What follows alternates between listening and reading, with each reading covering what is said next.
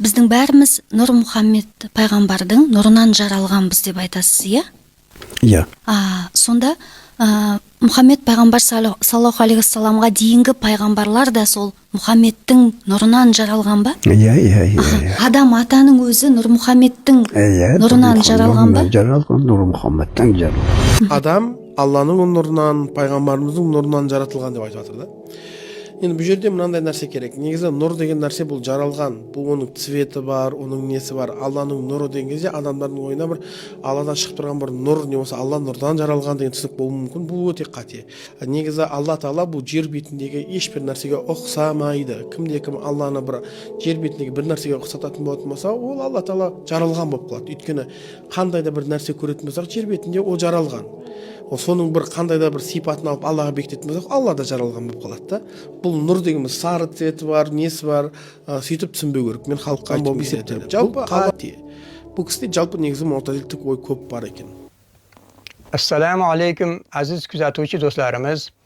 O'tgan suhbatimizda musulmonga, butun insoniyatga bizning ota-bobolarimiz tarbiyalanib kelayotgan pir komillar egalik qilgan an'anaviy dinimiz foyda beradimi yoki Stalinning dasturi asosida Said davrida shakllangan mullaning dini foyda beradimi degan savolimizga 199 kuzatuvchi do'stlarimiz bizning ota-bobolarimizning an'anaviy dini foyda beradi deb javob berishibdi. Savollardan savol tug'iladi deganlaridek, bizlar an'anaviy din nima, mullaning dini nima, pir kim, mulla kim degan savollarga javob berib ketishimiz kerak bo'ladi. Bizningcha an'anaviy din Payg'ambarimiz Muhammad Mustafa sallallohu alayhi va sallam va sahobalardan uzluksiz ravishda ustozdan shogirdga, avloddan avlodga, og'izdan og'izga, qalbdan qalbga bir piri komil orqali o'tib kelayotgan an'anaviy dasturiy din. Piri komil esa mana shu an'anaviy dinning boshqaruvchisi.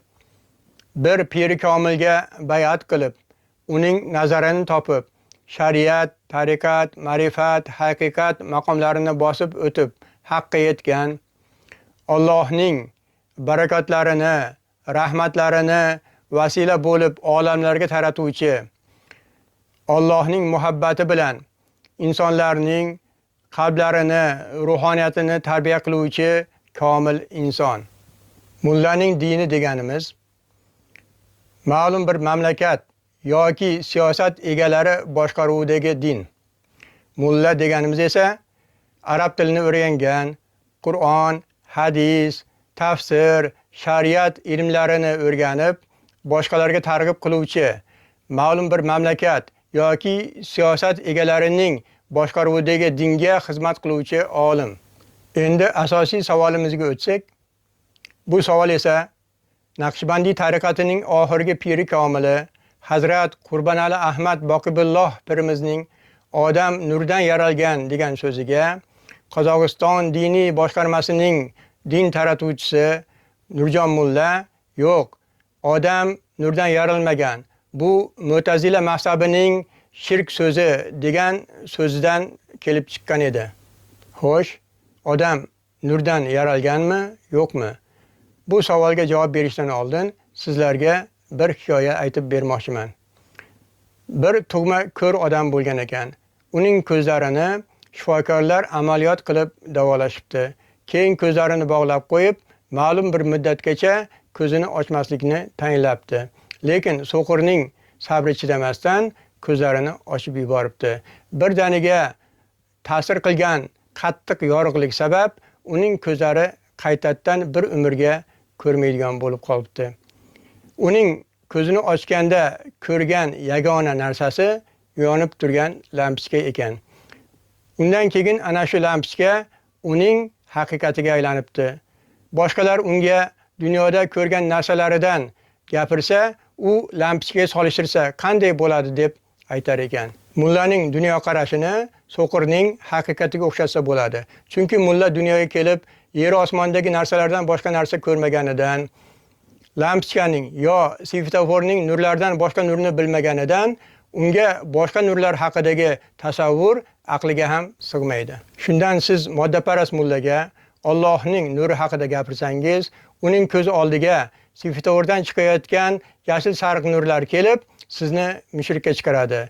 Agar siz rentgen yoki radioaktiv nurlar haqida gapirsangiz, svetoforga solishtirib ko'rib, sizni yolg'onchiga chiqaradi.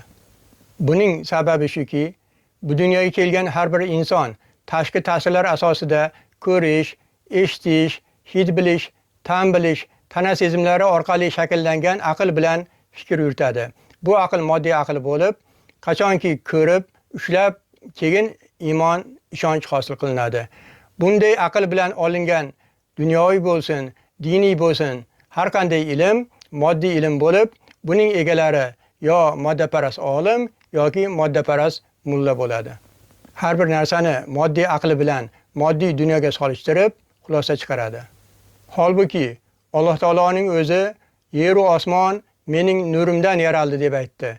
Payg'ambarimiz Muhammad Mustafa sallallohu alayhi va sallam Alloh taolo avval o'zining nuridan mening nurimni yaratdi. Mening nurimdan butun olamlarni yaratdi deb aytdilar.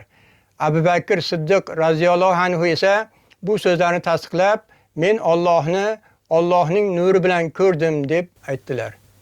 Buning ustiga dunyoviy ilmlar ham rivojlanib, moddiy dunyo deganimiz real borlik emas, balki yagona bir nuqtaning yorug'lik nuri yordamida yaratib turgan bir hayoliy mavjudot ekanligini, ya'ni gologramma ekanligini isbotlab beryapti.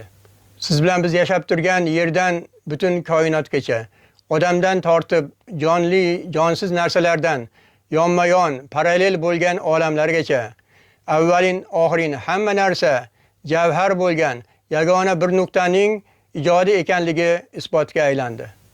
Oxir oqibat butun borlik, hatto nur ham qora tuynukka yo'liqib, singullarlik orqali yo'q bo'lib ketishi ham aytilmoqda. Bularni sovetlar davrida shakllangan arab tili bilan Qur'on hadis tarjimalarini o'rganib olib, ruhiy poklik, qalb poklik nimaligini bilmaydigan, ota-bobolarimizni nodon, mushrik deb tuhmat qiladigan moddaparast mullaga qanday tushuntirsa bo'ladi? Tushuntirib bo'lmaydi. Chunki yuqorida keltirilgan so'qirga o'xshab, bu dunyoga kelib faqat moddiy olamni ko'rganligi uchun mullaning aqli ham, dunyoqarash ham, iymoni ham moddiy holatda, ya'ni nafsoniy bo'lib qolaveradi. Har bir inson haqiqatga yetishi mumkinmi? Albatta mumkin. Buning uchun insonning qalbi poklanishi kerak.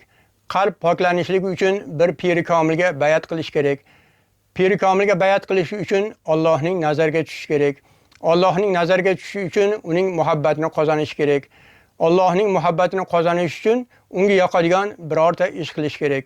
Alloh taologa insonning qaysi bir ishi yoqadi, uni Alloh taoloning o'zi biladi. Chunki Alloh taolo avval men yaxshi ko'raman sizlarni, so'ng sizlar yaxshi ko'rasizlar meni deb aytdi. Demak, sizni birorta qilgan ishingiz Allohga yoqib qolsa, Alloh taolo sizga nazar qilib muhabbat beradi va sizni bir piri komilga bog'lab qo'yadi. Piri komilga bog'langandan keyin sizning qalbingiz ochiladi. Qalbi ochilgan inson esa Allohni ko'radi, haqiqatni topadi. Qalb ko'zi ochilib, Alloh taoloni ko'rgan insonga mulla ham, uning Qur'on hadisdan keltirgan hujjati ham kerak bo'lmay qoladi. Bizning ota-bobolarimiz ana shunday qalb ko'zi ochilgan avliyo insonlar edi. Haqiqatda qalb ko'zi ochilib Allohni ko'rib tursa, uning nurini, payg'ambarimizning nurini, ruhoniyat nurini, borlikni, yo'qlikni, zulmatni ko'rib tursa, unga hujjatning nima keragi bor? Shundan sahobalar Qur'onning hamma oyatlari yo'q bo'lib ketsa ham bizga Asr surasi qolsa kifoya qiladi degan ekanlar.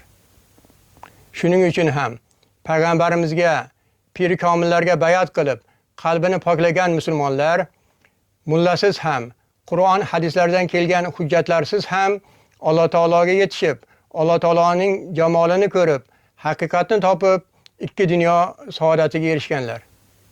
Sahobalar, avliyolar, payg'ambarimizning zurriyotlari o'zlarining karomatlari bilan bu so'zning haqligiga shohidlik berdilar. Islom dinini bizgacha ustozdan shogirdga, avloddan avlodga, qalbdan qalbga o'tkazib kelayotgan Naqshbandiy tariqatini pirlari va bizning ota-bobolarimiz olamning nurdan yaralgan ekanligini bizga uqtirib, guvohlik berib turibdilar.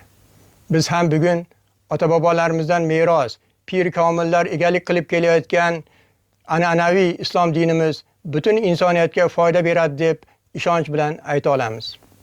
Bular bizning shaxsiy fikrlarimiz edi. Agar so'zlarimiz to'g'ri bo'lsa to'g'ri deb, bo'lmasa noto'g'ri deb izohlarda o'zlaringizning fikrlaringizni yozib qoldirsangiz xursand bo'lamiz.